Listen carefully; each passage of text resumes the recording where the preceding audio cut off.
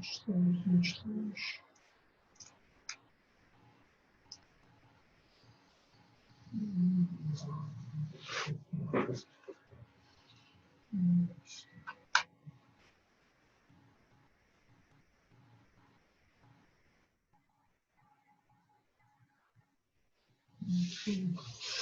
Boa tarde, turma.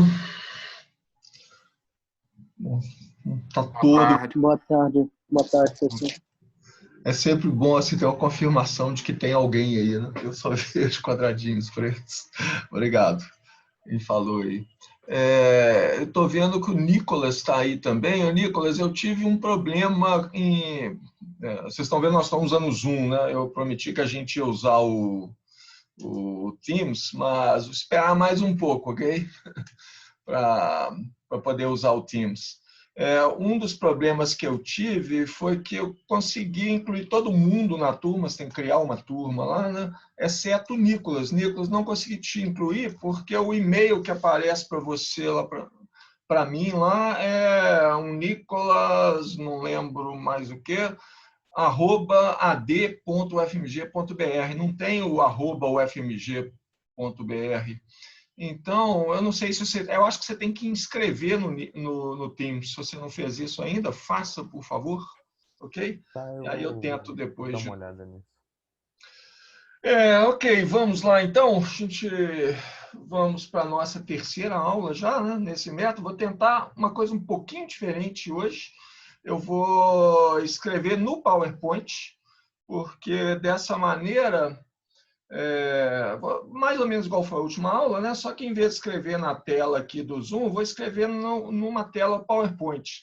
Dessa maneira, eu guardo as telas anteriores, e aí se acontecer algo, assim, dá para você voltar naquela equação anterior, a gente consegue voltar, ok? E vai ficar gravado um arquivo PowerPoint também, que às vezes é mais fácil de consultar do que o vídeo, né? Você vai direto na parte que você quer.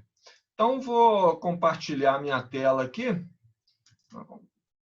com vocês. E vamos lá. Vocês já devem estar vendo a tela. Se tiver algum problema, vocês me falam. Então, vamos começar lembrando o que a gente viu na aula passada. Na aula passada, em resumo, a gente analisou conservação de carga e conservação de energia, né? A gente viu que o campo eletromagnético ele armazena energia também. Não? A conservação de carga é expressa por uma equação que a gente já conhece. Então, deixa eu colocar... A letra melhorou um pouquinho, tá? Mas não é muito, não.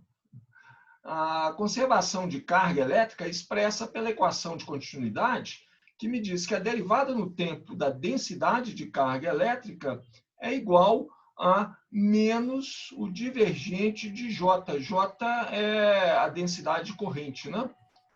Expressa uma conservação local de carga elétrica, essa quantidade de carga que eu tenho num determinado ponto, num determinado instante de tempo, é igual à quantidade de carga que chega ou sai de lá, né? Depende da quantidade de carga que chega ou sai de lá. Então, isso aqui é a conservação de carga elétrica é carga elétrica. Não? A outra coisa importante que a gente fez na aula passada, nós definimos duas coisas, né? A densidade de energia eletromagnética, eu chamei de U pequeno, é a quantidade de energia armazenada num campo eletromagnético por unidade de tempo. Ela é expressa por meio de ε0 E ao quadrado, essa é a parcela de energia que está armazenada no campo elétrico E, não? Mas o campo magnético também armazena energia e é uma expressão análoga, né? Tem um meio aqui, 1 sobre μ0, que está no lugar do ε0, B ao quadrado. E são essa quantidade de energia armazenada no campo eletromagnético por unidade de volume. Nós definimos também um vetor muito importante, que é o vetor de Poynting, indicado por um S maiúsculo. Por definição, né, ele é 1 sobre a constante μ0, né, no nosso sistema de unidades, o produto vetorial do campo elétrico com o campo magnético.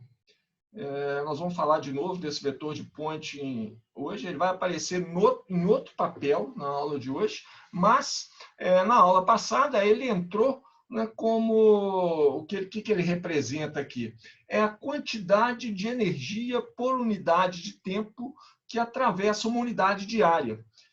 Isso é expressa na equação, que é a minha equação de conservação de energia, me diz o seguinte: a quantidade de energia total contida num certo volume V, né? Eu tenho um volume V aqui, onde eu tenho a densidade de carga ρ, aqui tem um campo elétrico e um campo magnético nessa região do espaço também. Esse volume V é circundado por uma superfície S. A quantidade de energia que eu tenho lá, armazenada naquelas cargas, essas partículas que estão dentro do meu volume, né? Então, as partículas estão aqui dentro, essa densidade de carga aí dentro, ela pode ser escrita... eu vou, em vez de escrever essa equação gigante aqui, eu vou copiar e colar essa equação segundo uma sugestão. Vou fazer isso de vez em quando só, tá? Porque eu acho que é legal ver essas equações aparecendo. Mas como a gente está revendo uma coisa que a gente já viu na aula passada, deixa eu apagar essa equação que eu comecei a escrever aqui, e eu vou escrever ela de uma vez, colando ela aqui. Copiei do livro, né? E acrescentei até, tive o trabalho de acrescentar, não vou fazer isso toda vez, não. Acrescentei os sinais de vetor aqui, né?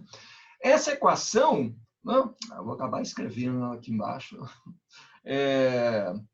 porque eu quero escrever ela de uma forma mais resumida, né? Usando a densidade de energia e o vetor de Poynting que a gente definiu ali em cima.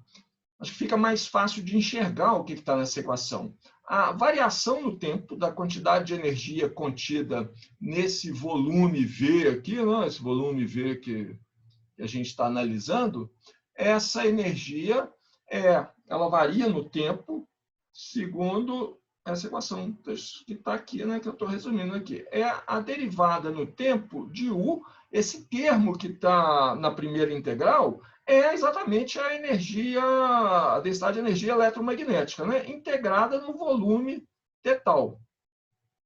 Tá? Então, esse primeiro termo aqui, ele representa a quantidade de energia eletromagnética, a quantidade de energia armazenada no campo eletromagnético que eu estou perdendo com o tempo. Perdendo, né? Tem um sinal menos aqui na frente disso aqui.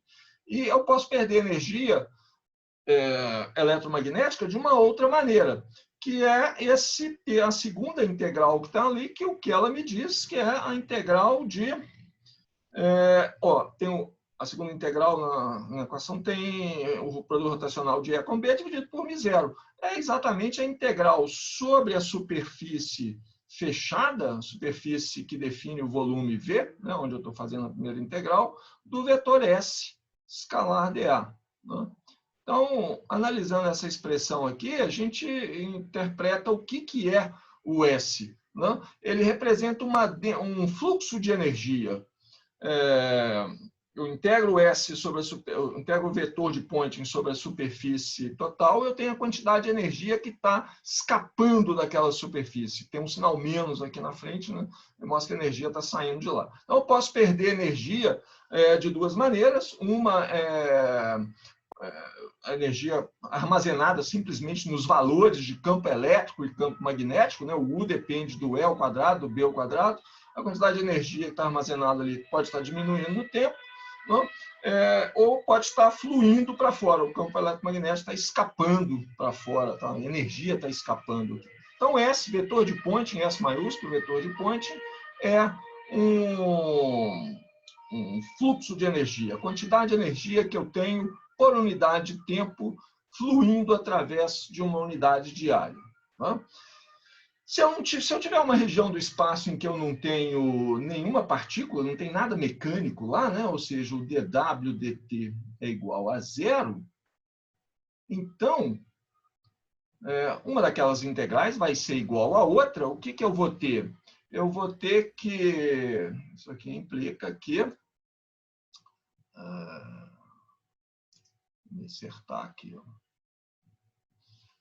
Eu vou ter que bom, vai ser a integral de du, passei a derivada no tempo lá para dentro, né? A integral é no volume, no espaço, de tal, integral no volume. Isso aqui vai ser igual a integral menos o integral do divergente de S. Não, desculpe, eu pulei uma etapa aqui, né? Não vamos pular etapas, não. Isso aqui vai ser igual a integral. Eu já tinha posto a integral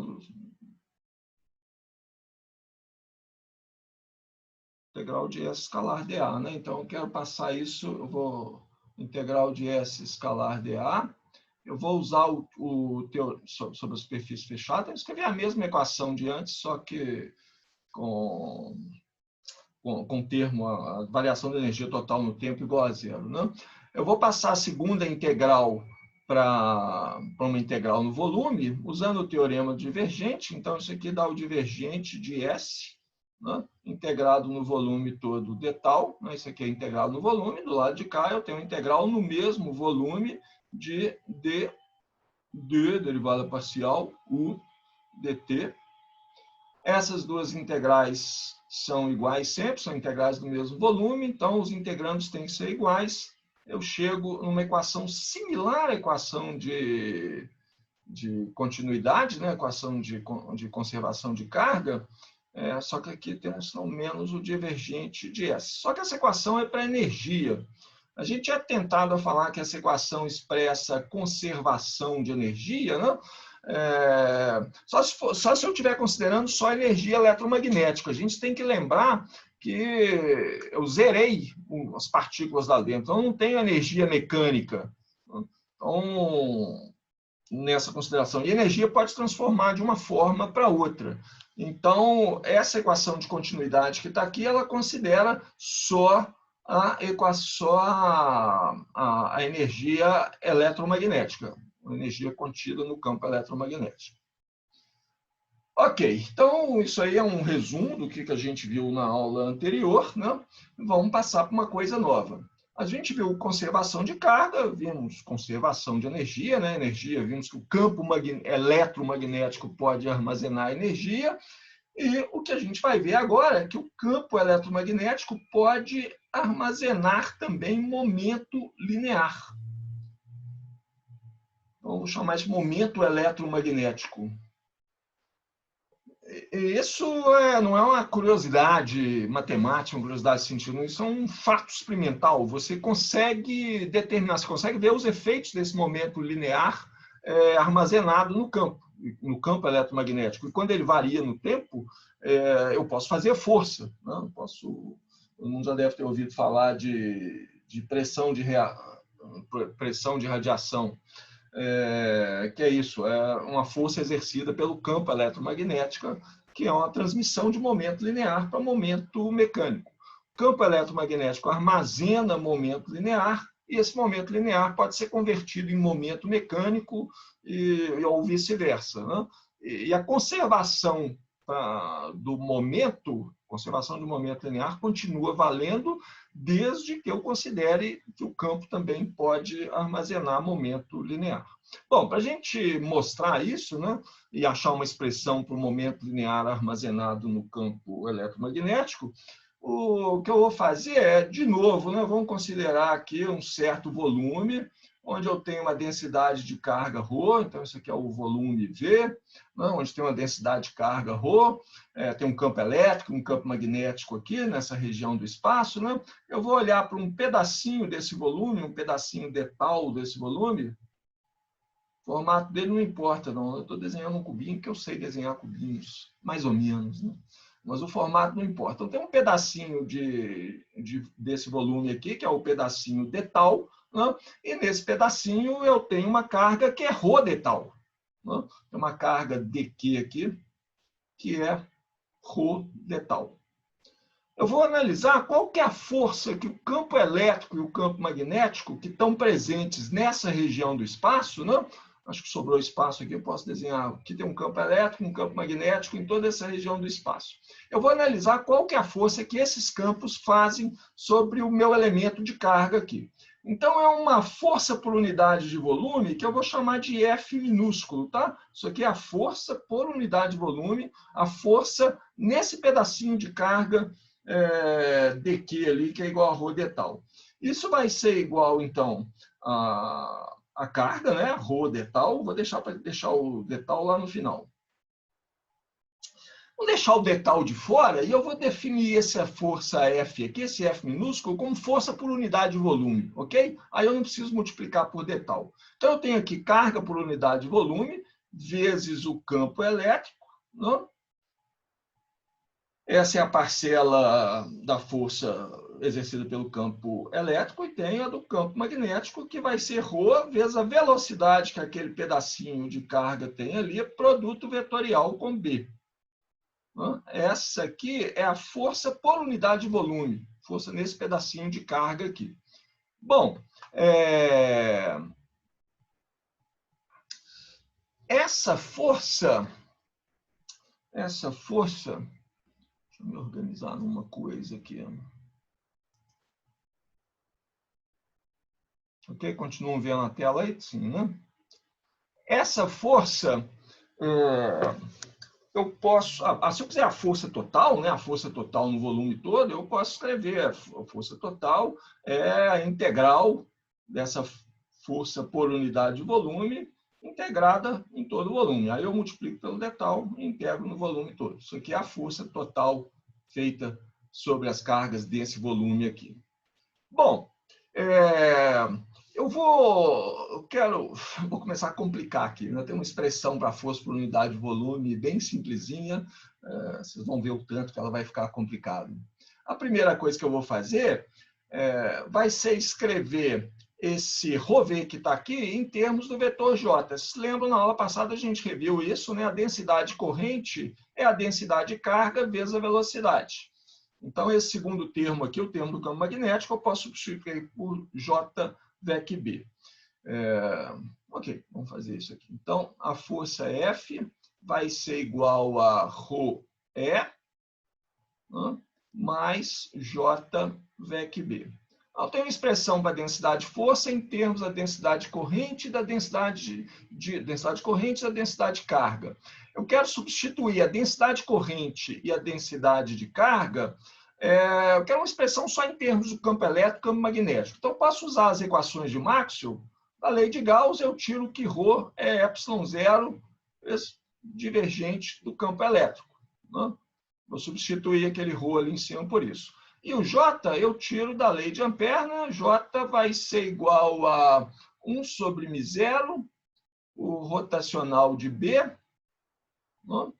Menos ε0, né?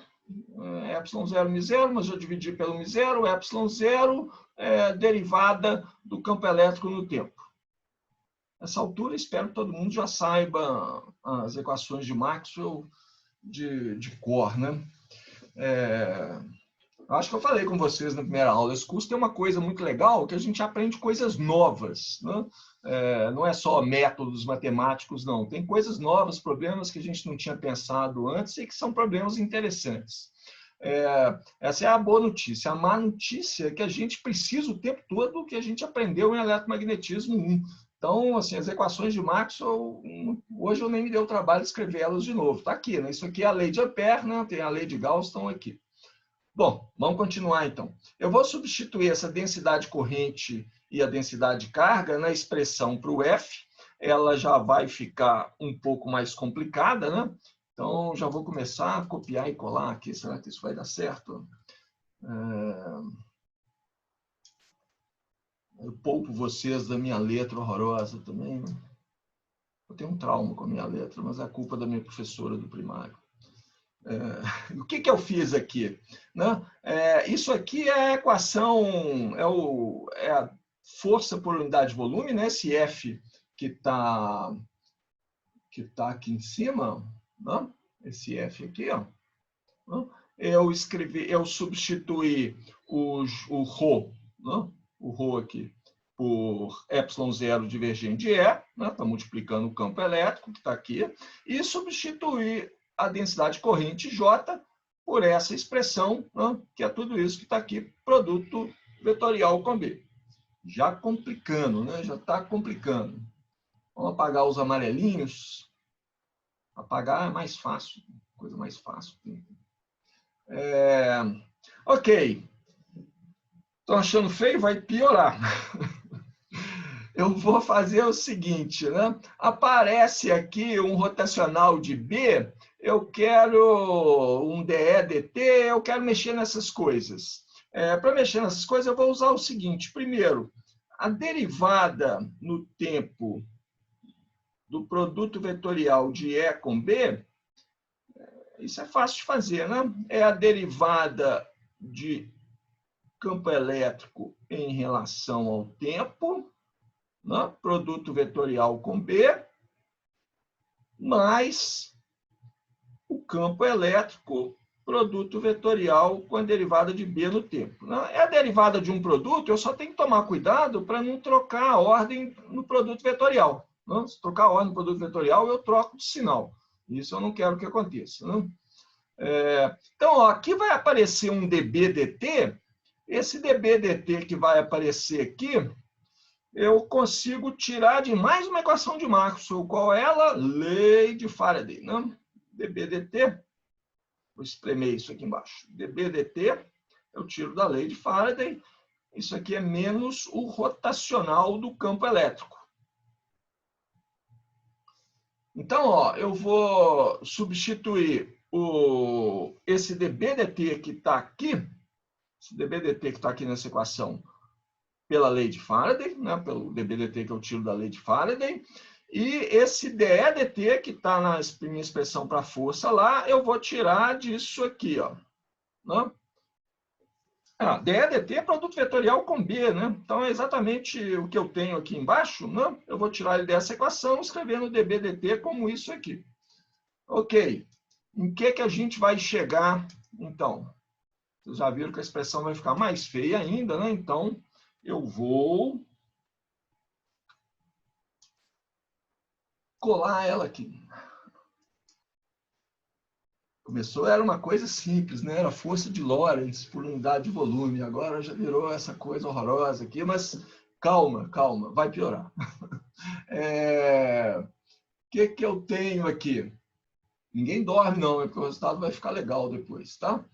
Olha, eu tenho uma expressão aqui que eu já começo a reconhecer algumas similaridades aqui. Eu tenho nesse ponto aqui um E produto vetorial com rotacional de E multiplicado pelo ε0. Né? Eu tenho esse termo aqui que tem o μ0 que multiplica B produto rotacional, o rotacional de B. Né? Dois termos similares, né? Já tem uma certa simetria nessa equação, campo elétrico, campo magnético. Aqui tem um divergente de campo elétrico e não aparece o divergente do campo magnético. Mas por que não aparece o divergente do campo magnético? Porque o divergente do campo magnético é zero, né? O divergente do campo magnético é zero.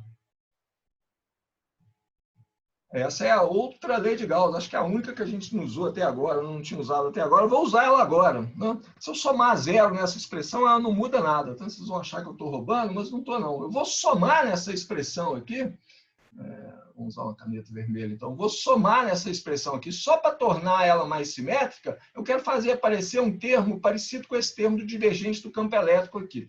Então eu vou somar nessa expressão. O termo análogo seria, em vez de ε0, eu coloco 1 sobre μ0. Né? Já repararam, toda vez que aparece ε0 no campo elétrico, aparece 1 sobre μ0 no campo magnético. Então, eu vou somar aqui 1 sobre μ0, divergente de B, não? Que multiplica B. Somei zero. Não, divergente de B é zero, então estou somando zero aqui. A vantagem de fazer isso é que essa expressão fica mais simétrica, né, em termos de campo elétrico e campo magnético. E eu posso fazer uma outra coisa legal aqui também. Ó. Vou abusar das cores aqui.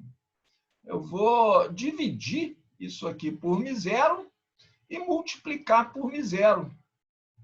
Não? Esse termo aqui. Ou seja, eu fiz aparecer aqui, né? O que apareceu aqui foi o vetor de Poynting, S. Está começando a ficar legal, né? Está começando a ficar legal, mas ainda não terminou, não. Tá? Eu vou usar uma outra coisa agora. Eu vou usar uma daquelas regras de produto, aquelas regras estão resumidas na contracapa do meu livro, no inglês está resumido lá na contracapa, tem alguns livros que estão na forma de um apêndice, eu acho. É a regra de produto 4. Então,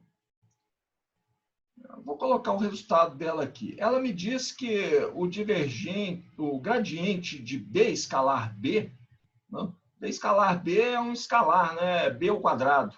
Isso aqui é o gradiente de B ao quadrado. É igual a 2 vezes B, produto vetorial com o rotacional de B,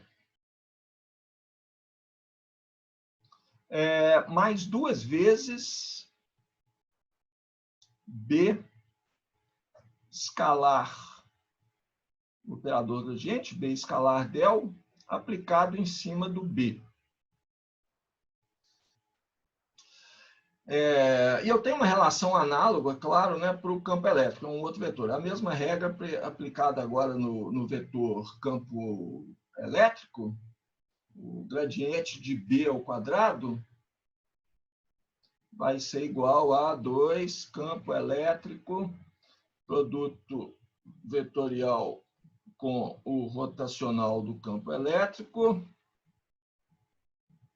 mais 2 vezes campo elétrico, produto escalar com del, aplicado em cima do campo elétrico. Para que eu estou escrevendo isso aqui? Porque eu quero substituir esses termos que estão ali em cima, né? Vou aproveitar para apagar isso aqui. Ó. Vou apagar esse amarelinho aqui. Ó. O E, produto rotacional com o rotacional de E, né? Ele aparece aqui embaixo. Eu posso escrever ele em termos do gradiente de E ao quadrado menos 2 vezes, né? O E, produto escalar, do del aplicado em cima do E. E a mesma coisa para esse termo B, produto vetorial com o rotacional de B. Então, vou levar essas coisas lá em cima, né? Eu posso simplificar a expressão, não sei se seria simplificar, né? Seria o termo, mas eu posso reescrever ela de uma forma mais elegante. E, de novo, eu vou colar ela aqui. Ó. Essa cola não ficou boa, não. Vou colar ela na página seguinte. Não, dá para colar aqui mesmo, né? Eu acho que dá para colar aqui mesmo, porque é bom para a gente conferir, para a gente comparar com a expressão de cima. Vamos ver se eu espremo ela aqui. Só diminuir o tamanho dela um tiquinho. Vou achatar ela, vai ficar meio feia, mas cabe aqui. Ok. Ok, então isso aqui é uma expressão para força por... apagar essa aqui, pela força por unidade de volume que age dentro de um volume V, onde eu tenho cargas elétricas, né? Eu tenho um campo elétrico, um campo magnético. Essa expressão aqui, a princípio, uma expressão horrorosa, né? Mas acho que é a expressão final que eu quero chegar. Tem algumas coisas elegantes aqui, ó. Olha só. Aqui embaixo, eu vou deixar para vocês conferirem os detalhes dessa conta, tá? Se eu for fazer tudo isso aqui, item por item, né, é difícil seguir. O melhor é fazer, aconselho a fazer. É um bom exercício. O que eu tenho aqui? Né? Olha só, esse termo que está aqui, que eu estou pintando de amarelo, é a densidade de energia eletromagnética. Então, aqui tem, multiplicado pelo meio, né, que está aqui do lado de fora.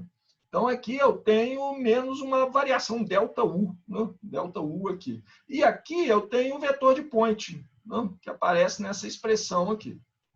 Ok? Então, já tem algumas coisas conhecidas aqui, mas, de qualquer forma, é uma expressão bem mais complicada com o que a gente começou, né? Que parecia com a força de Lorentz.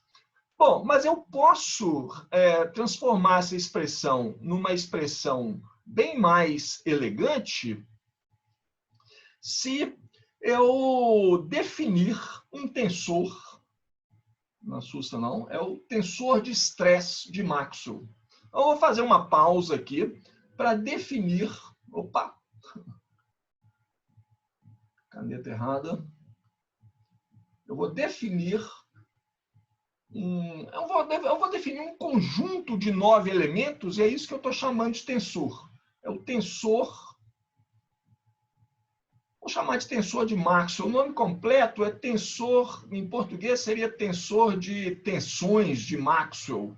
Por alguma razão eu acho esse nome tensor de tensões meio feio. Então eu prefiro, muitas vezes eu falo tensor de estresse de Maxwell, né? Misturando português e inglês. Ou podemos chamar simplesmente tensor de Maxwell. Que eu vou indicar por um T de tensor, né? Com uma seta dupla em cima. Uma seta dupla porque essa coisa não é um vetor, mas ele é um conjunto de elementos. Um vetor é um conjunto de 3 elementos, né? Um vetor tem componentes x, y, z, tem 3 elementos. Esse meu tensor aqui é um tensor de segunda ordem, ele tem 9 elementos. Então, eu vou definir esses elementos. São 9 elementos, não?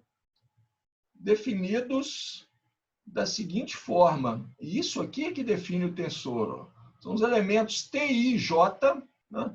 I e J aqui, pode ser o I pode ser X, ou Y, ou Z. Né? E o J também pode ser X, Y, ou Z.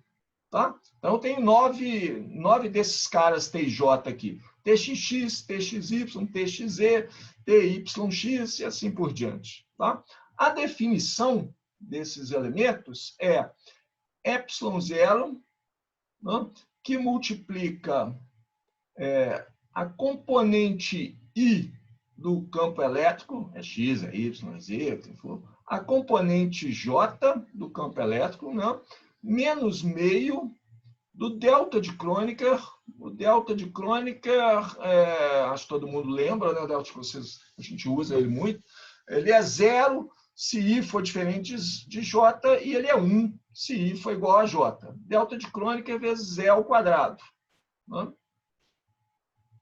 E agora vem mais um termo aqui, não acabou a definição não, que é o termo do campo magnético, mas se a gente lembrar de um, a gente lembra do outro, que o termo do campo magnético é exatamente simétrico, né? Análogo ao do campo elétrico. Ou 1 sobre μ0 aqui no lugar do ε0, né? Aí todo mundo já adivinhou, vai vir aqui o BI BJ menos meio de delta e J B ao quadrado. Então é mais simples do que parece, né? Assim, esses termos com E ao quadrado ou B ao quadrado só aparecem nas componentes TXX, TYY e TZZ. Né? Os outros termos, os termos cruzados, TXY, TXZ, TYX, o delta de Kronecker mata esse termo, só tem os componentes I é J, né? X é Y, X é Z, etc. Ou os análogos do campo magnético. Uma outra coisa sobre esse tensor é que ele é simétrico. Né? Se eu trocar I com J, eu vou ter a mesma coisa. Né? Se eu trocar I com J aqui no campo elétrico, eu só mudo a ordem desse produto I é J, vira J I, é a mesma coisa. Não? A mesma coisa, delta de Kronecker também não muda nada, BI, BJ também. Então, na verdade, esses 9 componentes, eu não preciso calcular os 9 componentes, eu preciso calcular 6 componentes. Né? TXX, TYY, TZZ, TXY, TXZ e TYZ. Né? Uma forma elegante de ver isso e que simplifica bastante a vida, de enxergar esse tensor, é colocar ele numa forma matricial. Tá? Então, eu vou organizar esse conjunto de 9 elementos numa forma tensorial, numa forma matricial. Né? Então, eu vou escrever o meu tensor de Maxwell, T, eu vou escrever ele na forma de uma matriz, em que eu vou colocar aqui o componente TXX, né? Aí, aqui, na primeira linha da matriz é a linha X, então tem o TXX, TXY e o TXZ. A segunda linha, que é a linha Y, tem o TYX, o TYY e o TYZ. E, finalmente, aqui a linha Z, eu tenho TZX, TZY e TZZ. Não? Organizei os meus 9 componentes que definem o tensor na forma simétrica. Na verdade, eu só preciso calcular 6 componentes, né? Esse cara aqui, TXX, TYY, TZZ. Se eu calculo o TXY, eu tenho TYX também. Os dois são iguais, tá? Eu devia colocar cores diferentes nesse da diagonal, né? Eu não vou pintar a diagonal, não, porque eles são diferentes a princípio, né? Eles podem ser diferentes. Se eu calcular o TXZ, ele é igual ao TZX, né? E, finalmente, se eu calcular qual cor que eu não usei ainda, o próprio amarelo, né? Então, esse cara aqui, TYZ, é igual a esse cara de cá. Então, só tem esses 6 elementos a calcular. O verde, o violeta e o amarelo, e os 3 elementos da diagonal. Ok? Então, calculando esses elementos, eu conheço o tensor todo. Para que serve esse tensor? Para que eu estou definindo esse tensor? Ele vai simplificar aquela expressão que a gente tem. Tá? Para poder usar um tensor, tudo que a gente precisa agora é saber como ele se comporta em multiplicação, como lidar com a multiplicação desse tensor. Eu posso multiplicar o tensor por uma constante. Não? C aqui é um escalar, uma constante, um número. C vezes T, isso aqui, simplesmente eu multiplico todos os elementos pelaquela constante C, e tanto faz multiplicar à direita ou à esquerda. Tá? Então, multiplicar por um escalar é fácil. Multiplicar por um vetor é diferente. Se eu multiplicar o meu tensor pelo vetor A, né, que tem componentes AX, AY, AZ, se eu multiplicar ele vindo pela esquerda, isso aqui é, em geral, diferente de fazer o tensor produto escalar com A. Tá? São operações diferentes, em geral. Tá? Como que eu defino essas operações aqui? O resultado da multiplicação de um tensor de segunda ordem por um vetor é um tensor de primeira ordem. O resultado dessa multiplicação é um vetor. Tá? Tensor de segunda ordem vezes vetor dá vetor. Tá? Escalar vezes vetor dá vetor. Né? Escalar vezes tensor de segunda ordem dá tensor de segunda ordem também. Como que eu defino essas operações de multiplicação por um vetor? Olha, basta eu representar, é mais fácil de ver, essa aqui, ó, T escalar, o tensor T, produto escalar com o vetor A. Se eu representar isso na forma matricial, é muito fácil fazer essa operação. É uma multiplicação de matriz. Então, isso aqui é o meu tensor T, né? TXY, TXZ, vamos escrever tudo, né? TYX, TYY, TZZ, e aqui embaixo é o TZX, TZY, TZZ.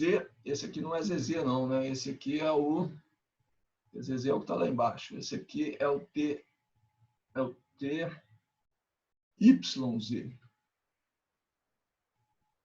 TYZ. Esse aqui é o meu tensor T. Multiplicar ele pelo vetor A, eu vou representar o vetor A por uma matriz coluna, com as 3 componentes do vetor A, que é a componente na direção X, a componente na direção Y e a componente na direção Z. Então, essa multiplicação aqui é simplesmente uma multiplicação de matriz, né? E ela vai dar um vetor, ela vai dar uma matriz coluna. Né? A primeira linha aqui é TXX vezes AX mais TXY vezes AY, né? Mais TZY desculpa, TXZ, né? É igual ao outro, mas não vamos confundir as coisas. Né? TXZ vezes AZ. Tá? Esse é o primeiro elemento do meu vetor. É o componente do vetor, o vetor resultado dessa operação aqui, né? É o componente desse vetor na direção x. O segundo é a mesma coisa, né? Eu multiplico a segunda linha da matriz pelo vetor, vou só começar a escrever ele aqui, ele vai dar TYX vezes AX mais TYY vezes AY, já vim até aqui, vou até o final, mais TYZ vezes o AZ. E o terceiro elemento, né, o componente do vetor resultante da operação na direção z, mesma coisa. Né? Eu multiplico a terceira linha da matriz pelo vetor coluna A. A operação inversa, né, eu multiplicar o vetor A pelo tensor, em princípio é uma coisa diferente. Né? Porque aqui eu vou ter uma matriz linha. Eu represento o meu vetor agora na forma de uma matriz linha. Uma linha só. Coloco as componentes desse vetor, assim. AX, AY, AZ, né? Multiplicando o meu tensor TXX, TXY. Não precisa dormir, não, que eu não vou escrever ele todo, não. TXZ, TYX, blá, blá, blá. Né? Mesmo o tensor que está ali.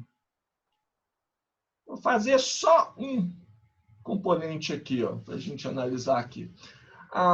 Isso aqui vai dar como resultado um vetor também, né? Só que agora eu estou multiplicando essa linha pelas colunas do tensor. Então, o primeiro componente na direção x vai ser AX TXX mais AY TYX mais AZ TZX. Né? E os outros, as componentes na direção Y, na direção Z, análogo. Tem uma coisa, como esse tensor é simétrico, nesse caso aqui, esse vetor resultante, né, esse vetor que vai resultar da operação T escalar A, é igual ao vetor resultante da operação A escalar T. Ó. Olha aqui, aqui eu tenho o componente AX TXX, que é a mesma coisa que tem ali em cima, né? TX AXX. Aqui eu tenho AY TYX, e aqui eu tenho AY vezes TXY. Mas TXY é igual a TYX. Então, esses dois termos são iguais. Aqui, da mesma forma, eu tenho AZ vezes TZX, e lá em cima eu tenho AZ vezes TXZ. Mas TXZ é igual a TZX. Então, como esse tensor é simétrico, a operação dá o mesmo resultado no final das coisas. Mas cuidado, dá o mesmo resultado porque eu estou multiplicando por um vetor. Mas eu posso multiplicar, eu posso fazer uma operação que é o seguinte, que é o que nós vamos precisar. Né? Estamos quase terminando essa coisa de tensor, aí a gente vai voltar lá na nossa equação para a força. Não? A gente pode esquecer do que a gente estava calculando. Eu estava calculando a força por unidade de volume. Se eu fizer uma operação assim, uma operação em amarelo não dá certo. Se eu fizer uma operação assim, eu tirar o divergente do tensor T. Agora, isso aqui sempre vai ser diferente, né, do tensor T produto escalar com o operador del. Né? O termo aqui do lado direito é um operador vetorial. Né? O termo do lado esquerdo é um vetor. Né? É o divergente Paulo, do tensor. Oi. Você pode voltar no outro slide, por favor? Rapidinho. Finalmente a gente... Diga. É porque eu fiquei um pouco perdido, eu acabei perdendo uma parte. É que ali você colocou que o vetor A vezes o tensor T é diferente do tensor T vezes o vetor E. Em geral. Tá? Mas, então o que você explicou embaixo é que pode ter vezes que vai ser igual. Para esse caso, porque essa expressão aqui, né, é uma expressão válida para um tensor qualquer, em geral. Ok? Entendi. Para o caso que esse tensor T é simétrico, que é o caso do nosso tensor de Maxwell, aí não, aí essa operação é igual desde que A seja um vetor. Entendi, O que eu estou ok. querendo falar agora é assim, se eu estiver fazendo uma multiplicação por um operador vetorial, aí vai ser diferente. Né? Entendi. Essas duas grandezas aqui, ó, são intrinsecamente diferentes. Isso aqui é um operador vetorial aplicado num tensor de segunda ordem. O resultado disso é um vetor. Um vetor. Né? Sim. Esse segundo, o lado de cada equação é um tensor aplicado no operador. O resultado disso é um operador vetorial. Tá? É um vetor também, mas é um operador vetorial. Esse cara aqui. Né? O cara do lado de lá é um vetor, simplesmente um vetor. Entendi. Obrigado. Não sei, acho que a resposta à sua pergunta, curtamente, é falar o seguinte, olha, essa relação aqui, que esses caras são diferentes, a relação que está marcada em vermelho, isso, em geral, isso é diferente. Tá? Para o caso de um tensor simétrico, vai dar igual. Entendi, obrigado. Ok. Mas aí embaixo você escreveu ele transposto, não? O resultado de A vetor vezes T tensor, você escreveu ele transposto, né? Ou não? Transposto, eu Porque ele multipliquei deveria ser essa uma linha, linha né? por essa coluna. Sim, mas deveria ser um vetor linha, não? Aí a desigualdade está correta. Um vetor linha? Não, é um vetor. Aqui, porque dá isso aqui, vezes isso aqui, dá um vetor. É a forma de representação do vetor. Ah, tá. É porque você representou os dois como vetor coluna. Só que é porque Sim. na minha cabeça embaixo deveria ser um vetor linha, entendeu? Ah, Pela sim, mas é dimensão uma da forma multiplicação. diferente de escrever um vetor, né? Ok, se eu for rigoroso matematicamente falando, sim. Ah, não, beleza. Mas é porque aí essa desigualdade ia continuar correta de qualquer forma. Do ponto de vista rigoroso matemático. Ok. Ok. Ponto taken. Porque do jeito que a gente está considerando aqui, eu estou considerando, eu paguei o telho também.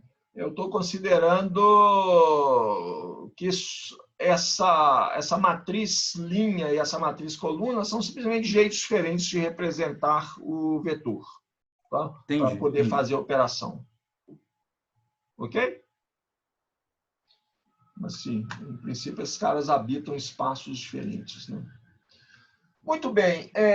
O que eu vou querer aqui, né, o que a gente vai precisar é exatamente esse divergente de T. Tá? Então, eu vou escrever explicitamente, apesar da aula estar se estendendo mais do que eu queria, mas o divergente de T, eu vou calcular ele, isso aqui vai ser um vetor, né? Então, eu vou calcular ele daquele jeito que eu tinha feito lá, é d dx, né? d dy, que é o operador vetorial del, ddz, né? Aplicado em cima do meu vetor txx, txy, txe, tyx, né? Blá, blá, blá, aqui, né? Os termos equivalentes aqui. Então, isso aqui vai dar como resultado, né, um vetor que tem várias, que envolve as derivadas desses 9 componentes aqui. Os 9 componentes, na verdade, só são 6 independentes. Né? Por exemplo, né, se eu pegar a componente x desse vetor resultante da operação divergente de T, a componente x dele vai ser igual ao quê? É a derivada do txx, né, na direção x, mais a derivada do tyx na direção y, mais a derivada do tzx na direção z.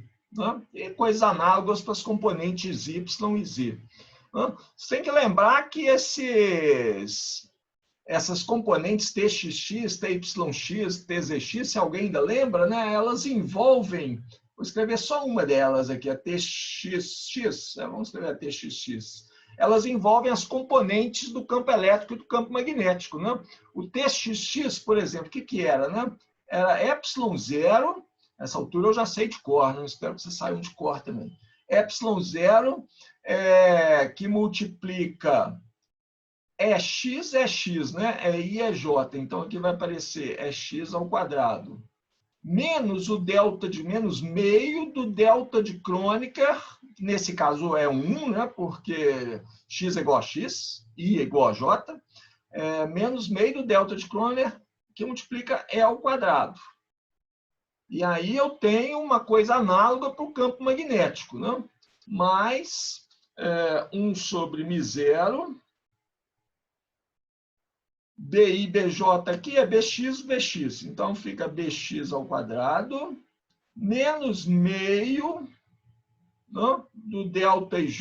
Delta IJ é delta XX, então vai dar 1. Então, esse termo aparece mesmo, né? Do B ao quadrado. Eu vou escrever o B ao quadrado assim, ó. B ao quadrado é BX ao quadrado, né? Deixa eu repetir aqui. Menos meio de BY ao quadrado, menos meio de BZ ao quadrado. B ao quadrado é BX ao quadrado mais BY ao quadrado mais BZ ao quadrado, né? Tá tudo multiplicado por meio. Então, eu vou subtrair, a única coisa que vai acontecer aqui é que eu vou subtrair meio desse primeiro BX ao quadrado aqui. Essa parte da expressão aqui, bom, não custa escrever de novo. TXX, então, na verdade, vai ser ε0 sobre 2, né? Que multiplica x ao quadrado menos y ao quadrado, todo mundo entra com meio, menos z ao quadrado.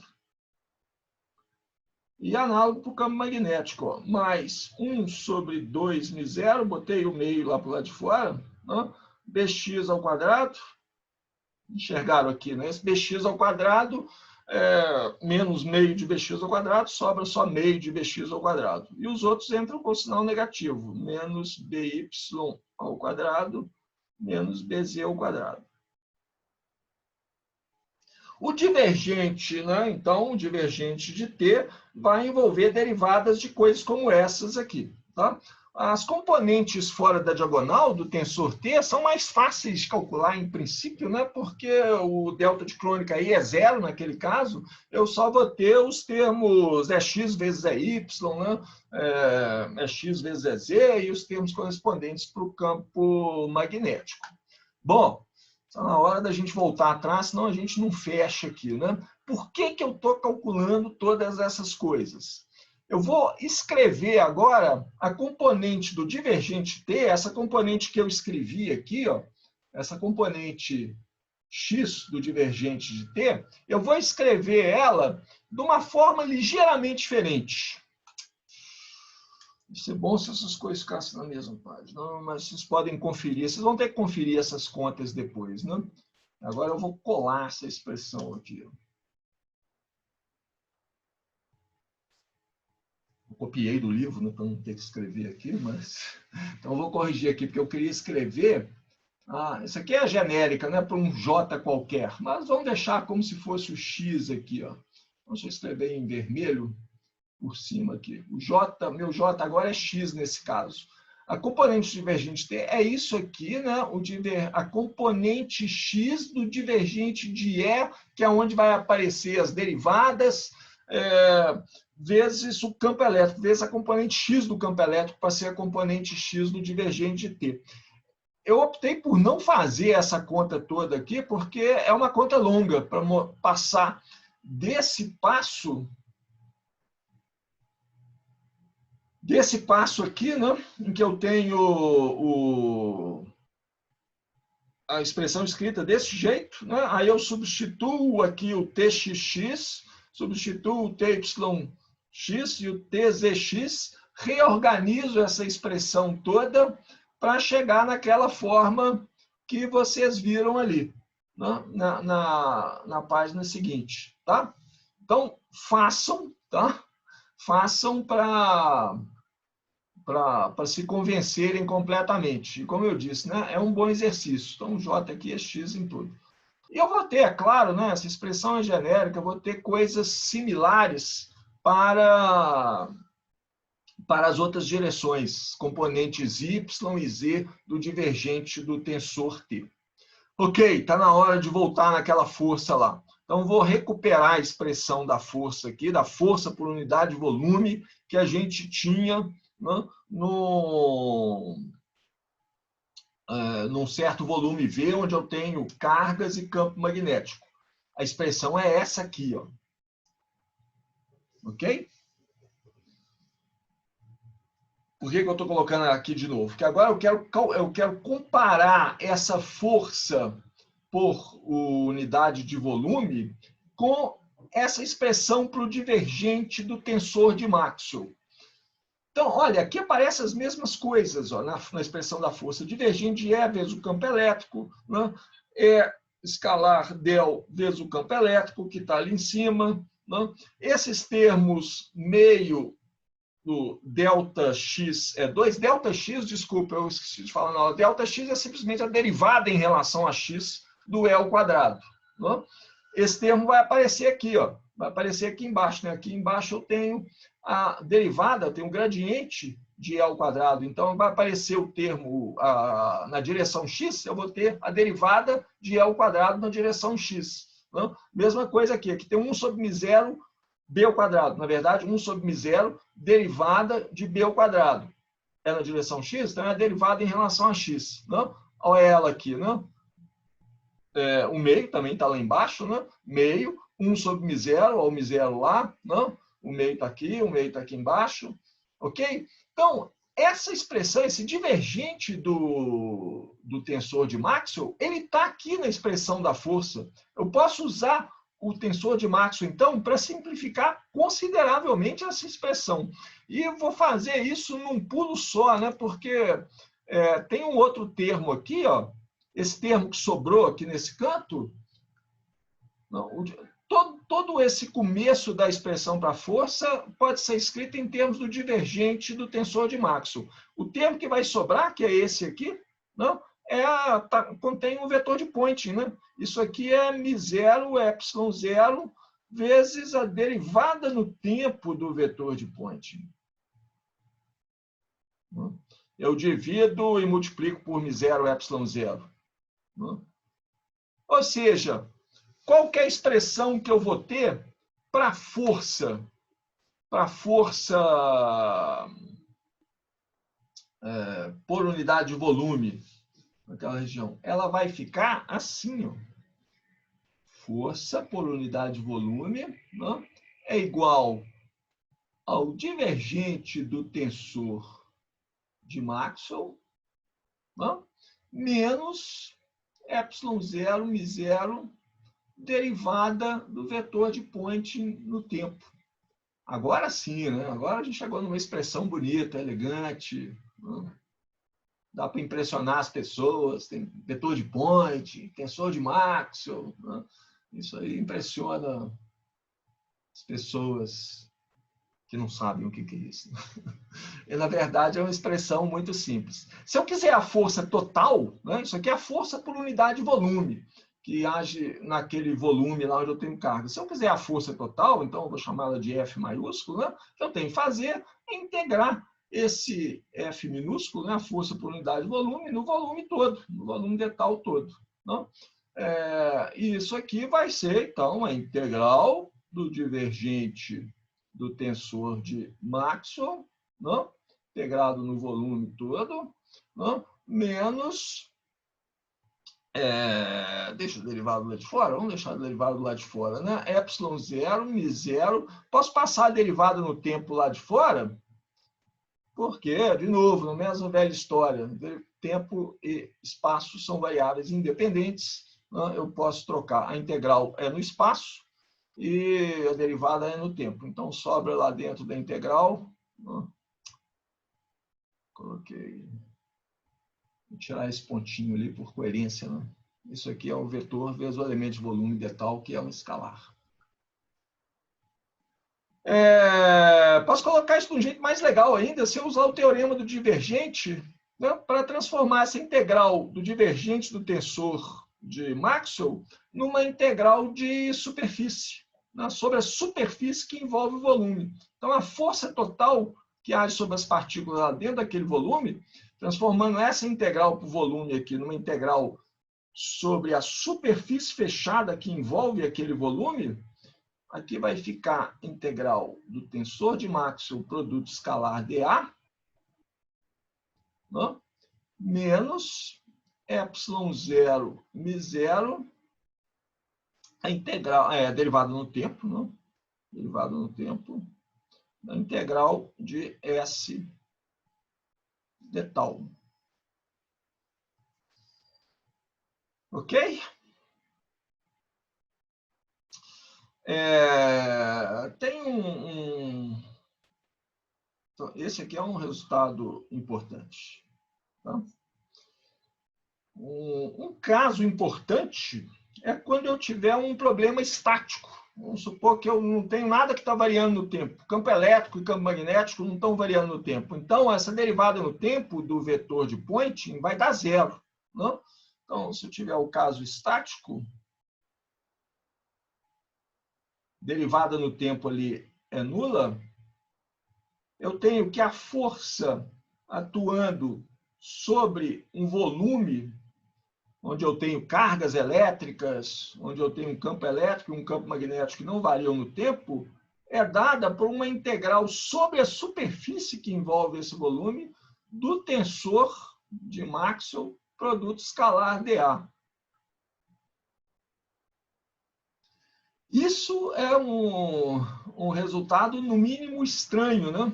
Ou seja, o que esse resultado está dizendo para a gente é que eu consigo calcular a força que age sobre uma distribuição de carga, uma distribuição volumétrica de carga, simplesmente fazendo uma integral sobre a superfície que envolve essa distribuição de carga.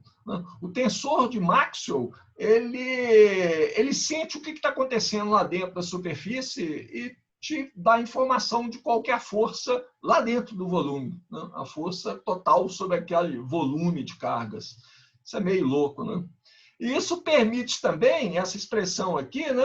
Essa expressão permite que a gente tenha uma interpretação para o tensor de Maxwell. O tensor de Maxwell, T, ele é força por unidade de área. Né? Olha as dimensões ali. Eu estou fazendo uma integral de T vezes um elemento de área integrando sobre a superfície, uma superfície fechada, e eu tenho uma força. Então, essa coisa, esse tensor, né, que multiplica o elemento de área, tem que ser força por unidade de área. Mais exatamente,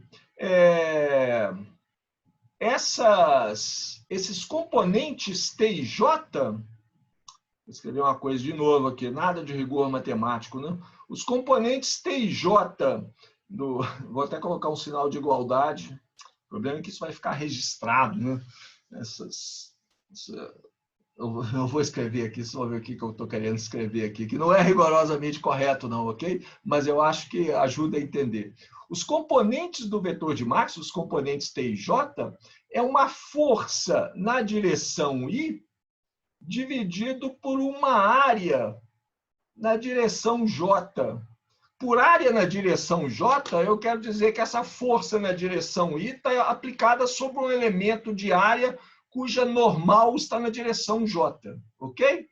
Então, as componentes da diagonal, TXX, TYY, TZZ, é uma força na direção X, por exemplo, né, aplicada sobre uma área perpendicular à direção X. Isso é uma pressão. Não? TXX é a pressão, não, devido a uma força, a pressão, de novo lá vou eu, a pressão na direção X, se isso faz algum sentido para vocês. Não? É a pressão X.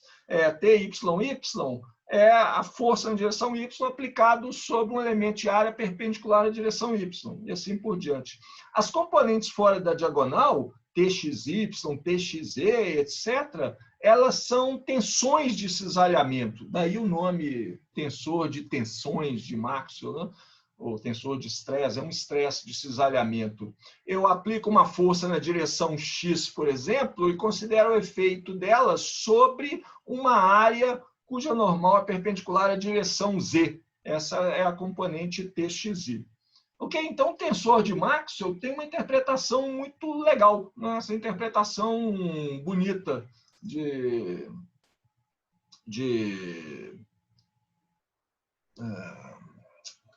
em termos de força, né? Força por unidade área. Ok. Podemos ir mais um pouquinho? Vamos chegar no momento, né? Assim, pelo menos chegar no momento aqui. Acho que dá para a gente chegar lá. Eu já defini a força. Então, agora eu vou chegar na definição do momento, que era o objetivo principal da aula de hoje. Né? O que é momento? Eu tenho a força, F. Né?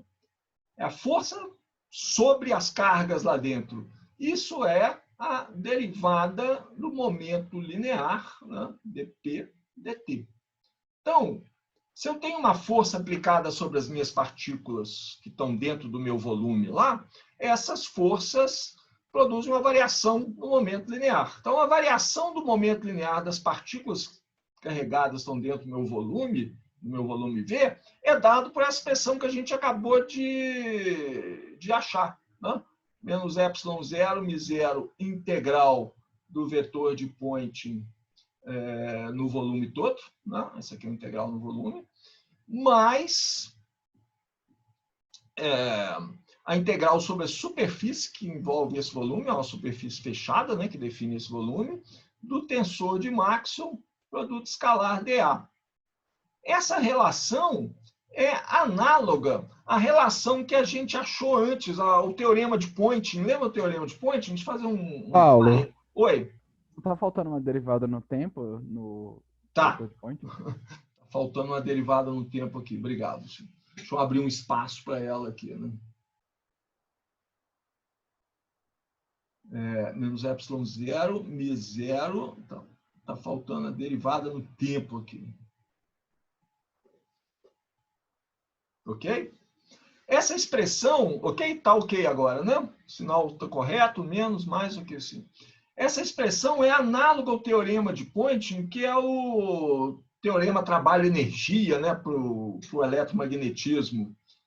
O teorema de Poynting, que a gente chegou nele na última aula, ele me diz que a variação no tempo da energia de partículas carregadas estão dentro de um volume V, onde tem um campo elétrico e um campo magnético, é igual a menos a derivada no tempo da integral de U, né, densidade de energia eletromagnética integrada no volume todo, né, integrado no volume todo, menos, lá era menos também, né, integral sobre a superfície que envolve esse volume de S escalar dA. Que é escalar mesmo. Isso é um parênteses, tá? Porque eu quero comparar as duas expressões. Ó. Aqui embaixo, a gente tem a variação da energia das partículas no tempo. Ela é igual a menos... Né? Se a energia das partículas cresce no tempo, dW dt é positivo, isso significa que a energia no campo eletromagnético está diminuindo. U, né, é a quantidade de energia por unidade de volume no campo eletromagnético, armazenada no campo eletromagnético. Aqui eu tenho menos, né, a variação dela no tempo. O campo eletromagnético estaria transferindo energia para as minhas partículas, está crescendo. Ou a quantidade de energia das partículas pode diminuir também, porque está vazando energia, o campo eletromagnético está perdendo energia contida dentro daquele volume, está sendo perdida porque ela está vazando para fora. S, o vetor de Poynting, é um fluxo de energia. É a quantidade de energia que passa por unidade de tempo, né, por unidade de área. É o S. Né? Aqui em cima, né, eu tenho essa expressão para a força, ou seja, a taxa de variação do momento das partículas no tempo. Me diz que a variação do momento linear no tempo pode ser devida a uma diminuição, tem um menos aqui na frente, né? Uma diminuição da quantidade de momento linear contida no campo eletromagnético. ε0, μ0 vezes o vetor de Poynting pode ser interpretado, então, como uma densidade de momento linear, quantidade de momento linear por unidade de volume, armazenada no campo eletromagnético. Vou definir ela aqui, ó, G, vou chamar de G, tá? É um vetor, né? por definição, isso aqui é ε0, μ0, é uma definição. ε0, μ0 vezes S. Isso aqui é a densidade de momento linear eletromagnético. Densidade.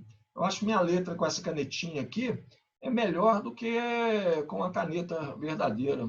Momento linear, tá? Mas eu não vou escrever linear. Momento eletromagnético. É o momento linear armazenado no campo eletromagnético.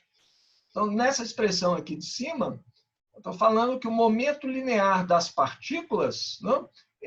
Se ele aumentar, é porque o campo eletromagnético, campo elétrico, campo magnético, estão transferindo o momento linear para essas partículas. Ou eu posso estar aumentando o momento linear das partículas também, se tiver entrando momento linear, é esse segundo termo aqui, via campo elétrico, campo magnético, pode estar entrando momento linear eletromagnético dentro daquele volume onde estão minhas partículas. Então, o T, ele representa um fluxo de momento linear. Mas, na verdade, né, senhor, tem que lembrar, esse aqui, o sinal aqui é positivo, é mais integral de T escalar dA sobre a superfície. Então, o que representa o fluxo de momento linear para dentro da superfície é o menos T, é o negativo do tensor de Maxwell.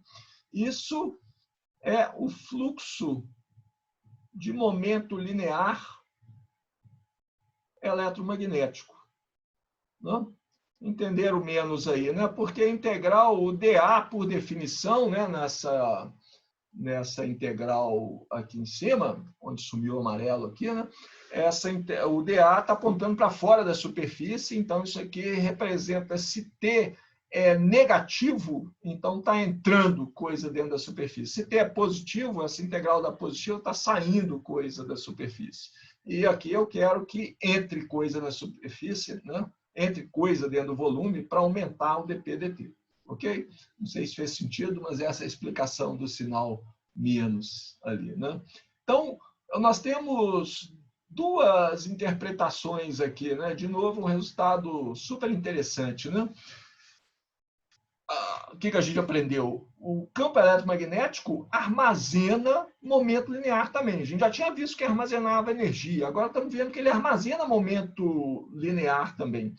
E a quantidade de momento linear que ele armazena é dada também pelo vetor de Point, multiplicado por ε0 μ0, né? Mas o vetor de Point, então, ele tem duas caras, né? Ele é duas coisas. Ele sozinho é uma densidade de fluxo de energia. Ele, multiplicado por ε0 μ0, é a quantidade de momento linear armazenada no campo elétrico e no campo magnético. Não? É um vetor com dois papéis. Com um vetor só, você ganha duas coisas, olha só. O tensor de estresse de Maxwell, também, a gente já tinha visto que ele representa uma densidade, não? Que está aqui em cima, né? Uma densidade, uma força por unidade de área. Pressão, tensão de cisalhamento, né? Ele representa a força por unidade de área. Força exercida pelo campo eletromagnético, né? Ele depende só do campo elétrico e do campo magnético. Mas agora a gente viu também que ele representa também um fluxo menos T. Quando eu multiplico ele por menos T, eu tenho o fluxo de momento linear, a quantidade de momento linear por unidade de tempo que atravessa uma unidade de área. Então, ele é força por unidade de área e fluxo de momento linear também. Ok? Bom, eu posso escrever, por completeza, né? Vou escrever essa expressão para a variação do momento linear em termos dessas grandezas que a gente acabou de definir aqui, né? Ou seja, eu vou escrever essa equação aqui, né? Vou apagar isso aqui, tá? Para o dp/dt, eu vou escrever em termos de G, densidade de momento eletromagnético, e, bom, vou deixar o T lá do mesmo jeito, mas vou achar uma equação de continuidade, entre aspas, né, uma equação de continuidade para o momento linear. A gente tinha equação de continuidade, né, esse nome é para carga, né, equação de continuidade da carga. Aí nós achamos, entre aspas, uma equação de continuidade da energia, agora eu vou achar uma equação de continuidade para o momento linear. Se não tem partícula nenhuma lá dentro, só tem campo elétrico e campo magnético, né? Então, a variação de momento linear das partículas no tempo é zero, não tem partícula lá dentro. Ok?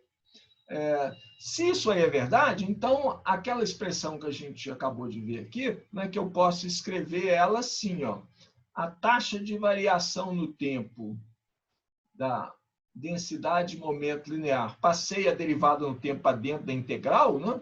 Essa integral continua sendo no volume. Passei ela para dentro da integral, por isso derivada parcial aqui. Isso aqui vai ser igual à integral sobre a superfície que envolve aquele volume do tensor de Maxwell escalar dA.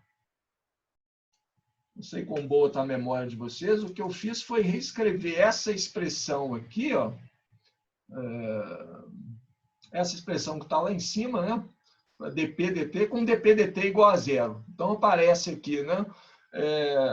Menos a derivada no tempo de ε0 μ0 vezes S, né? Eu passei a derivada no tempo lá para dentro, né? E sobrou esse termo aqui, T escalar dA.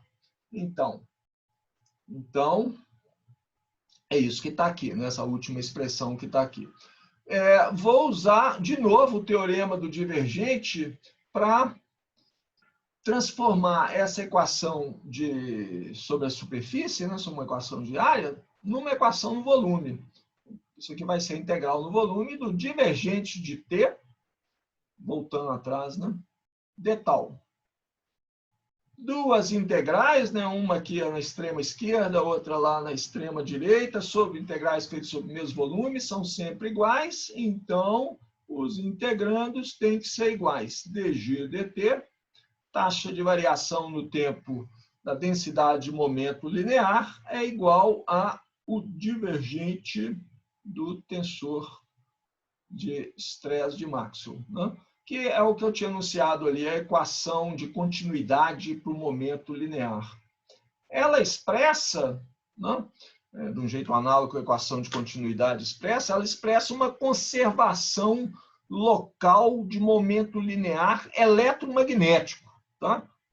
Lembra, eu tirei partícula, aqui só tem momento linear armazenado no campo eletromagnético. Então, está chegando o momento linear contido no campo eletromagnético num ponto, está saindo o momento linear eletromagnético daquele ponto. Então, o momento linear eletromagnético se conserva nesse sentido. Mas, na verdade, o que se conserva mesmo, né, é o momento linear total. O P total, né, vai ser o momento linear eletromagnético, cuja densidade está expressa naquela expressão ali, mais momento linear, sei lá, vou chamar de mecânico, né?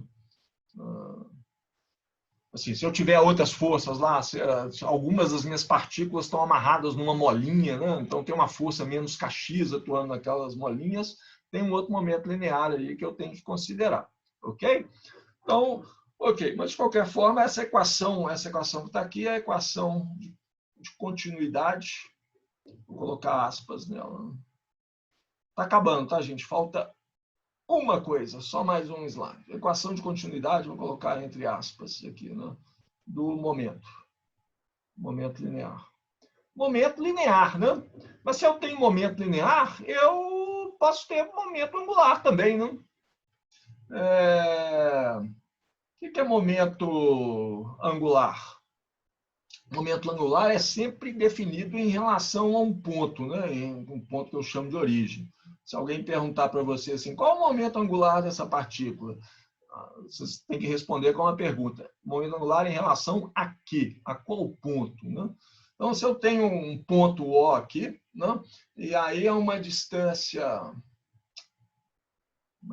R desse ponto E, um outro ponto aqui indicado pelo vetor posição R, eu tenho um momento, vou falar só do momento, né? Eu tenho um momento linear por unidade volume G, então eu tenho momento angular em relação ao ponto O. E esse momento angular por unidade de volume, que eu vou chamar de L minúsculo, ele é, pela definição de momento angular, R, produto vetorial com G. Né? É um momento angular por unidade de volume contido no campo eletromagnético. O campo eletromagnético armazena energia, armazena momento linear e armazena momento angular também. Né? Isso aqui é escrito em termos explicitamente do campo, né? Substituindo o G aqui. Isso aqui vai ser ε0 vezes R, né? Vetor R, vetor posição R, produto vetorial com E e B. Fiz de cabeça aqui, espero não ter errado, né?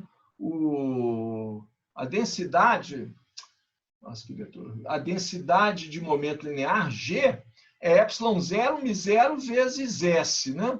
Então, o S é produto vetorial com B, né? Dividido por μ0, cortei o μ0, ficou isso aqui, tá certo. Né?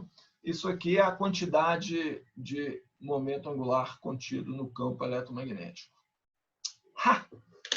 Pronto, era até aqui que eu queria ir. Tá? Isso aí termina o nosso primeiro capítulo, né, do curso, capítulo 8. Na verdade, a gente volta ao ponto de partida. Né? A gente estava nesse ponto aqui, lá em março desse ano, 4 meses atrás. Mais, né? Estamos de volta ao mesmo ponto. Esse aqui é o capítulo 8. Ok, tem mais uma sessão no capítulo 8 que eu prefiro não discutir ela aqui, mas se alguém quiser perguntar sobre ela, é claro. Essa última sessão, ela volta a discutir a questão de que campo magnético não faz trabalho. Tá? Agora, o argumento que o campo magnético não faz trabalho, ponto. Tá?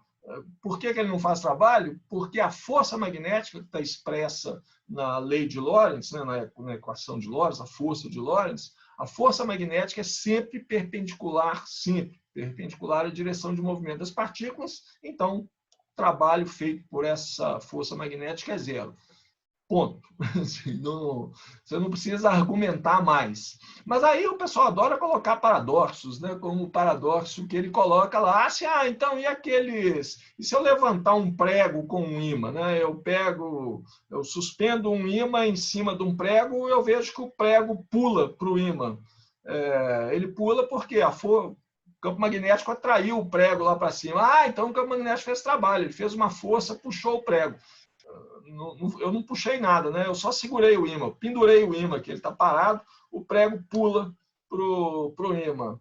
Então tem todo um argumento nessa última sessão do capítulo 8, exatamente analisando esse problema, né, para mostrar que não, o campo magnético não faz trabalho. A força que ele faz é perpendicular à direção do movimento. Mas isso aí a gente gasta uma aula inteira para analisar aquela sessão e exige pensar muito a respeito para você se convencer disso. Tá? Então, se vocês estão encucados com isso, né, isso aí está perturbando, tirando noites de sono de vocês, que o magnético faz trabalho, mas como é que é essa história do prego e o ímã lá? Então, leiam essa sessão com cuidado, tá? Pode ser num momento de lazer, assim, num domingo, lá, em vez de ficar lá deprimido porque é domingo, ler essa sessão é divertido, mas aí tem que ir devagar, analisando ponto por ponto, né, pensando a respeito. Se isso não perturba vocês, se vocês estão satisfeitos com a afirmação, não faz trabalho porque a força é perpendicular à direção do movimento cartesiano, estou feliz com isso. Pronto, pode ficar feliz com isso. E se alguém te falar que o campo magnético está fazendo trabalho, você fala, não, você está errado. Não precisa tentar argumentar. Eu atualmente tenho assim, se alguém vem me argumentar comigo que a Terra é plana, eu não perco meu tempo provando para a pessoa, apresentando provas que a Terra é redonda, não. Eu falo, olha, ela é redonda, ponto. Mais ou menos redonda, mais ou menos uma bola. Né? Ok, gente. Na próxima aula, a gente pode resolver dúvidas desse capítulo e eu passo para vocês a primeira prova, entre aspas, né? Assim, lembra, assim, a avaliação vai ser dessa forma. A cada capítulo eu sorteio um problema para cada um de vocês e eu quero uma solução detalhada desse problema. Então, vocês vão fazer isso ultra explicado, né? Copiar o solucionário não vale nada. Professor, aqui, eu estava olhando a lista de exercícios recomendados, só que você passou da edição 4 do brief. Aí você poderia fazer uma conversão, tipo, qual exercício da edição 4 é da edição 3? Tipo, sabe? Ah, sei. Fazer a correspondência, né?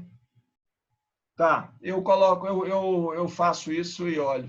Eu não tinha feito por preguiça, porque eu tenho que olhar lá cada problema. Eu espero que todos que eu tenho selecionado lá tenham na terceira edição também. Se não tiver, eu acrescento um ou troco um lá, ok? Mas tá, eu coloco... Acho que hoje mesmo dá tempo de fazer isso. Eu coloco lá a correspondência. Quais são os problemas correspondentes da terceira edição? Todo mundo consulta o Moodle numa boa, né?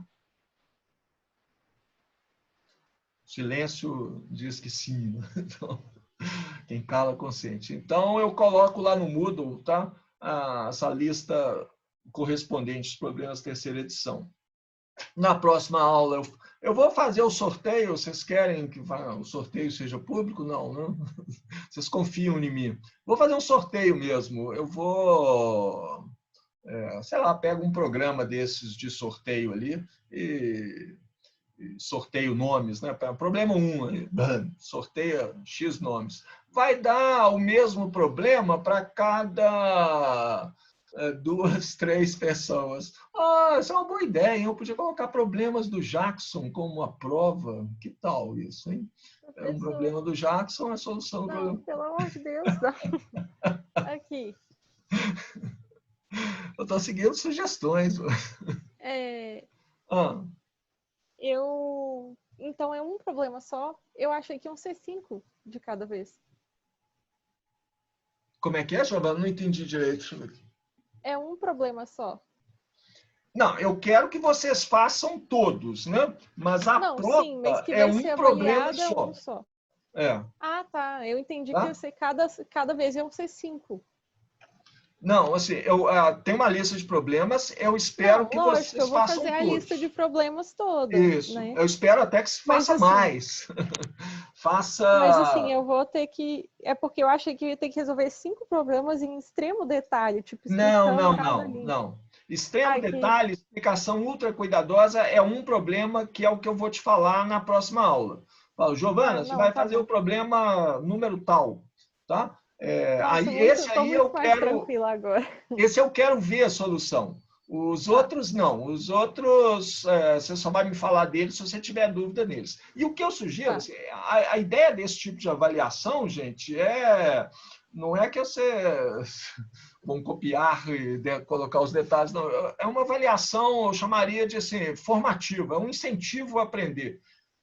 O objetivo meu, espero que seja de vocês, né? Meu objetivo é que vocês aprendam. E o objetivo de vocês, eu acho que é aprender. Então, isso aí é um incentivo, né, a aprender. Nesse sentido, então, vocês podem discutir à vontade o problema entre si, ok? Não copiem a solução um do outro, né? Assim, copiar igual, não, a gente resolveu junto, então estamos entregando uma solução detalhada só, porque senão a gente... Ou então, não, a minha solução é uma cópia Xerox, um Xerox manual, né, escrito à mão da outra lá, porque a gente fez o problema junto.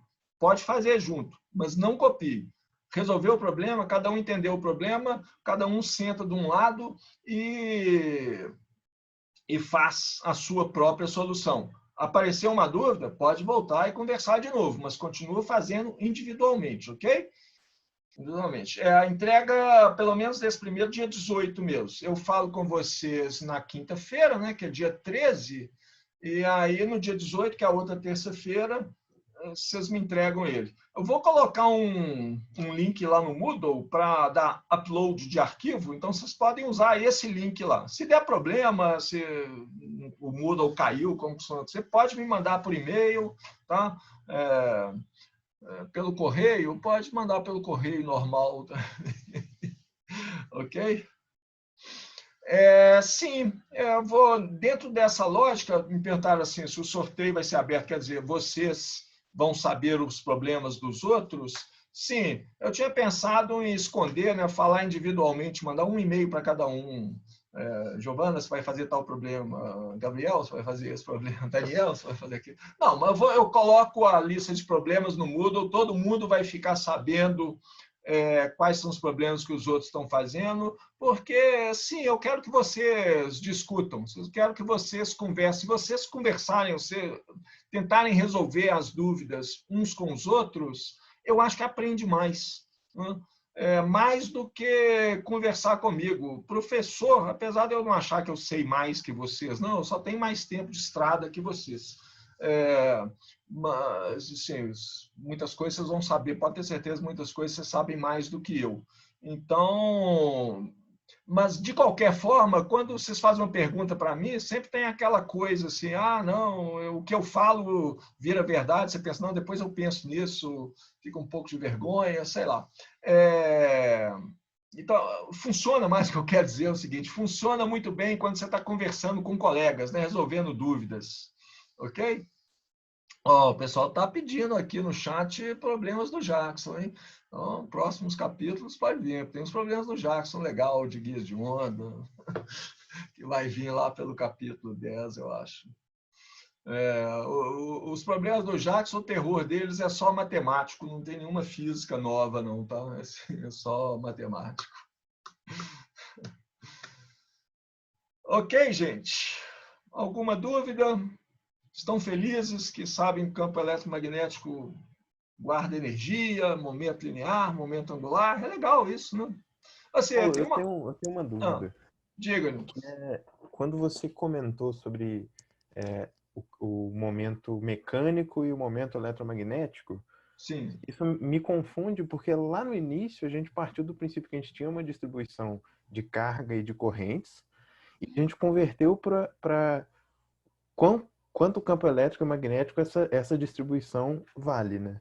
Então, na verdade, eu tenho a impressão de que o momento mecânico já está incluso naquele momento total, já que a gente fez essa conversão, ou eu não entendi direito essa ideia. Não, eu não diria que você não entendeu direito, não, mas se você voltar lá atrás, no desenvolvimento que a gente fez, você vai ver que a gente só considerou a força magnética, a força elétrica e magnética. Eu só considerei a força de Lorentz atuando em cima das partículas. Eu não considerei, se tivesse, por exemplo, como eu citei lá, se as partículas estivessem amarradas, algumas das partículas têm uma molinha amarrada nelas, aí tem uma outra força que é menos kx, né, atuando em cima daquelas partículas. Quando a gente começou, nós calculamos qual que é a força por unidade de volume que atua nessas minhas partículas aqui. Qual que é a força por unidade de volume. E aí, na hora que eu escrevi a expressão da força, eu só coloquei a força de Lorentz, né? Só considerei o efeito no campo eletromagnético. Se tivesse molinhas amarradas nas partículas, eu tinha, tem a força de Lorentz, tem a força menos kx também, né? Ok? Então, foi nesse sentido que eu quis dizer que a gente não pode esquecer que quem se conserva é o momento linear total, né? A gente estava olhando só para o eletromagnético. Porque o que me confundiu é que eu tive a impressão de que dizer que existe já uma distribuição de correntes quer dizer que eu provoquei essa distribuição de correntes de alguma maneira. Então, eu já estaria meio que incluindo essas outras forças de outras fontes para poder gerar essa distribuição inicial de correntes. Não necessariamente. Você vê que assim, o que importa para a gente é só que tem aquela distribuição de correntes lá. Quem causa ela pode ser uma coisa que está do lado de fora daquele volume. E aí ela não entra na conta. Não, assim, isso é uma coisa engraçada de eletromagnetismo, né? a mesma coisa vale para o campo elétrico, por exemplo. Nós estamos considerando o campo elétrico que entrou nas nossas contas lá, é o campo elétrico que está dentro daquele volume, atuando sobre as partículas que estão dentro daquele volume. Eu estou calculando a força de Lorentz sobre as partículas lá dentro daquele volume. Mas quem criou esse campo elétrico pode ser outras partículas que estão do lado de fora daquele volume. Elas não entram na minha conta, eu só preciso saber o valor do campo elétrico lá dentro. É a mesma coisa com as correntes. Quem criou as correntes pode ser uma bateria que está lá do lado de fora daquele volume. Ela não entra na minha conta. Só entra a corrente que está ali dentro. Beleza, okay? Obrigado. Mais alguma dúvida, gente? Queria só comentar que a letra ficou bem melhor, professor. Tá bem legal. Obrigado, Daniel. Obrigado. Deve melhorar. A prática leva à perfeição, né? Vocês estão conseguindo o que minha professora do primário não conseguiu, melhorar a minha letra um pouquinho. Com o tempo a gente aprende, né? Assim, a gente consegue ler receita de médico, então vocês devem conseguir ler minha letra também. Você consegue ler receita de médico? Eu não consigo, não. Algumas... E olha que eu consigo ler a minha letra. Eu, às vezes, tenho dificuldade de ler a minha letra. Se é uma coisa que eu escrevi o ano passado, por exemplo, eu olho de novo e falo, ué, o que eu escrevi aqui, gente? Isso parece ser hereditário, porque meu filho tem a mesma letra minha. Inclusive, ele, às vezes, costuma assinar cheques para mim, porque é exatamente igual a minha. Bom, gente, ok? Então, até quinta-feira. Até quinta-feira? Até quinta-feira. Antes da aula, eu coloco a lista de problemas lá para vocês. Não? Bom, vou ver se eu faço agora a correspondência para a terceira edição. Ok, então, gente. Um abraço a todos, cuidem-se. Até mais. Tchau, até mais, Paulo Sérgio. Tchau. Tchau, professor. Tchau, Obrigado. professor. Até mais.